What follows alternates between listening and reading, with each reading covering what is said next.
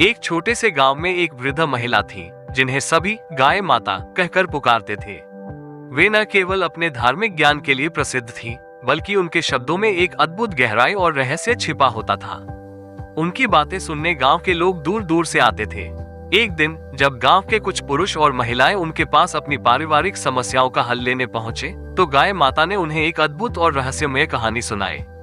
गाय माता की कथा गाय माता ने अपनी धीमी और प्रभावशाली आवाज में कहना शुरू किया, सुनो मेरे बच्चों, स्त्री का सम्मान और उसकी रक्षा एक पुरुष की सबसे बड़ी जिम्मेदारी होती है, लेकिन हर व्यक्ति इस जिम्मेदारी के लायक नहीं होता। अपनी स्त्री को हर किसी के साथ भेजना, हर किसी पर भरोसा करना कभी कभी बड़े संकट को जन्म दे सकता है। मैंने अपने जीवन में ऐसी कई घटनाएं देखी हैं जो इस बात की साक्षी है।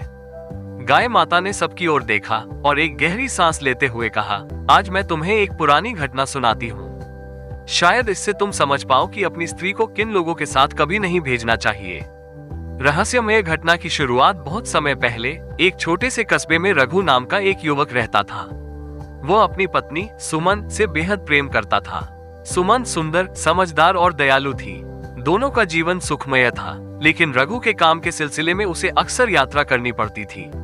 एक दिन रघु को अचानक शहर जाना पड़ा। वो सुमन को अकेले छोड़ने के बारे में चिंतित था।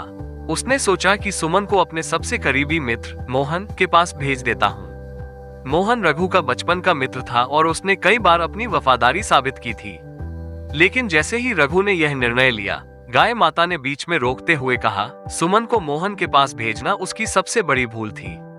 तुम्हें पता है क्यों? गाय माता की बात सुनकर सबकी उत्सुकता बढ़ गई।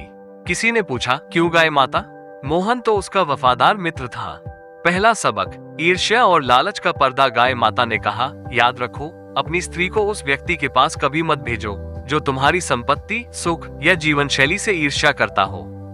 मोहन ने रघु के जीवन और सुमन के प्रति उसके प्रेम को हमेशा सराहा था, लेकिन उसके दिल में कहीं न कहीं ईर्ष्या का बीज पनप रहा था।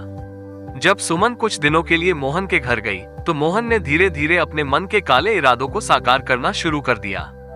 उसने सुमन के प्रति अपनी नीयत बदल ली और अपने दोस्त के साथ विश्वासघात करने का मन बना लिया। दूसरा सबक, वासना के अंधेरे में छिपे लोग। गाय माता ने कहा, अपनी स्त्री को उस व्यक्ति के साथ कभी मत भेजो जिसके स्वभाव में असंयम और वासना छिपी हो।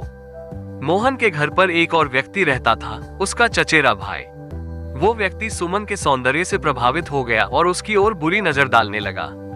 सुमन ने कई बार इसे नजरअंदाज किया, लेकिन उसकी नजरों का जहर धीरे धीरे सुमन के मन में डर पैदा करने लगा। तीसरा सबक, बदले की भावना रखने वाले लोग। गाय माता ने कहा, कभी भूलकर अपनी स्त्री को उस व्यक्ति के साथ मत भेजो जिसके मन में तुम्हारे प्रति कोई पुराना गुस्सा या बदले की भावना हो। मोहन का एक और दोस्त रामू, जिसने कभी रघु से व्यापार में पैसा गंवाया था, भी उसी गांव में रहता था। रामू ने रघु से बदला लेने के लिए सुमन के सम्मान को दांव पर लगाने की योजना बनाई। उसने मोहन और उसके भाई को बहकाया और एक साजिश रच दी। सस्पेंस का रहस्योद्घाटन। गाय माता ने आगे कहा, सुमन ने इन तीनों के इरादों को भांप लिया, लेकिन वो चुप रही। उसने अपने बुद्धिमत्ता और साहस का परिचय देते हुए खुद को बचाने का प्रयास किया। लेकिन एक रात गाय माता की आवाज धीमी हो गई। सबकी सांसें थम गईं। उन्होंने पूछा, क्या हुआ उस रात गाय माता?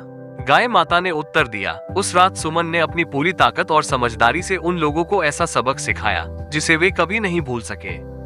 उसने अपने आत्मसम्मान को बचाने के लिए एक चाल चली। लेकिन ये कहानी केवल तुम्हें सिखाने के लिए है।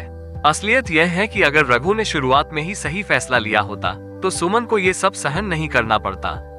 निष्कर्ष, गाय माता ने कहा, मेरे बच्चों, कभी भी अपनी स्त्री को उन लोगों के साथ मत भेजो जो तुम्हारी खुशियों से जलते हो, जिनकी नीयत में संदेह हो, जो तुम्हारे खिलाफ किसी पुरानी दुश्मनी को दिल में छिपाए हो। याद रखो, स्त्री का सम्मान केवल उसकी जिम्मेदारी नहीं, बल्कि तुम्हारी भी है। गाय माता की इस बात ने सबके दिलों को झकझोर दिया। लोग इस कहानी को सुनकर समझ गए कि रिश्तों में विश्वास और सतर्कता दोनों ही जरूरी है।